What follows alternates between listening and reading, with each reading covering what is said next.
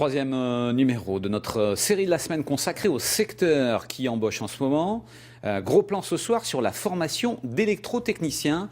Elle permet d'obtenir des diplômes en électricité, en climatisation et en domotique, c'est-à-dire tout ce qui concerne les maisons connectées. Reportage au lycée des Eucalyptus à Nice. L'an passé, aucun des bacheliers ne s'est retrouvé au chômage en sortant de cette formation. Nathalie Laliani avec Jean-Paul Bierlein. C'est une salle de cours transformée en écoquartier expérimental où tout ou presque tombe en panne. Commutation avec la touche 1. Tu peux actionner le bouton poussoir s'il te plaît? Oui. Posté devant une villa à éclairer ou tout en haut d'une échelle, chaque élève a une mission à remplir. On a dû mettre une caméra en place, donc on a dû la reformater parce que ceux qui l'avaient mis, ça marchait pas. Donc on est en train de regarder pourquoi. Ensuite, tu te fais... Ici, c'est l'allumage de lumière qu'il faut reprogrammer. Et dans la boîte à outils du professeur, certaines références sont plus efficaces que de longs discours. Là, j'ai associé les deux. C'est-à-dire que j'ai fait exactement ce que vous faites sur Facebook.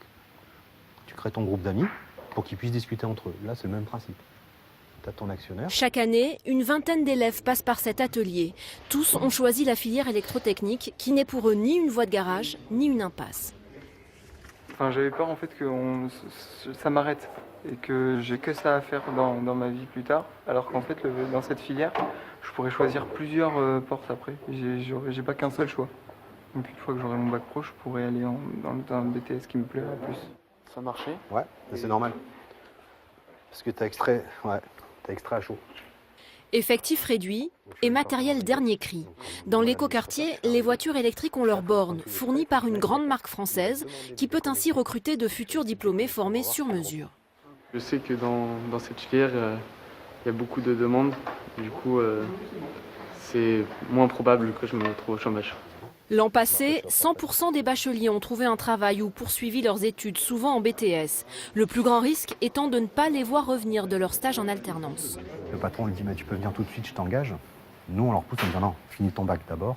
Ok, il te propose un salaire, mais avec ton bac, ça te sécurise aussi ton parcours. Donc ça nous arrive souvent qu'on ait des discussions avec les patrons pour leur dire non, prends-le pas tout de suite. Attends les 6 mois qui restent pour qu'il finisse son examen et puis comme ça, il aura au moins un bac pro pour lui. Le monde de l'entreprise a même pris ses quartiers au sein du lycée. Les patrons sont régulièrement consultés sur les cursus pour coller au mieux au marché de l'emploi, en plein essor dans ce secteur. Globalement en France, l'industrie, c'est 100 000 recrutements par an dans les 10 ans qui viennent.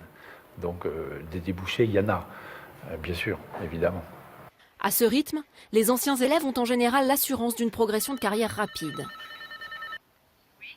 Oui, c'est 3A. Christophe Bon a débuté comme ascensoriste il y a 9 ans, salaire de base 1 400 €. Il y a 6 mois, il décide de démissionner. Aujourd'hui, il gagne plus de 2 000 €. C'est moi qui ai voulu changer, voir autre chose. C'est vous qui vous permettez de quitter une entreprise C'est ça. pour C'est aller trouver du ça. travail ailleurs. En quittant le vendredi et le lundi en commençant ailleurs. Une vie de plein emploi. Encore faut-il avoir la vocation. Si le bac pro électrotechnique est très demandé, ça n'est pas le cas d'autres filières dans le même lycée. Les techniciens d'usinage, par exemple, manquent à l'appel et régulièrement des offres d'emploi ne trouvent pas preneur.